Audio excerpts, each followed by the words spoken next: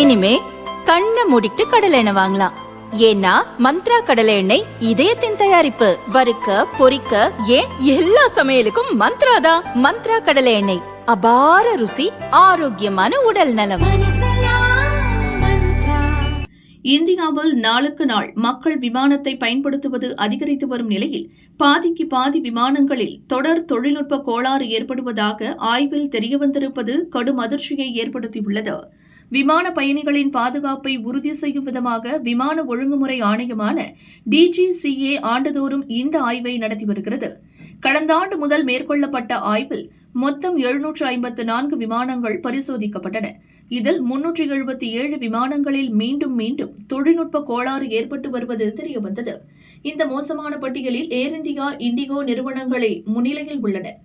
விமான தொழில்நுட்ப கோளாறு தொடர்பான கேள்விக்கு லோக்சபாவில் பதிலளித்த விமான போக்குவரத்து துறை இணையமைச்சர் முரளிதர் மொஹோல்தான் இந்த தகவலை தெரிவித்துள்ளார். அவர் அளித்த பதிலில் மேலும் இருப்பது, ஏர் இந்தியாவின் 166 விமானங்கள் பரிசோதிக்கப்பட்டதில் 137 விமானங்களிலும், ஏர் இந்தியா எக்ஸ்பிரஸ் நிறுவனத்தில் பரிசோதிக்கப்பட்ட 101 விமானங்களில் 54 விமானங்களிலும் தொடர் தொழில்நுட்ப குறைபாடுகள் ஏற்படுவது கண்டறியப்பட்டுள்ளது.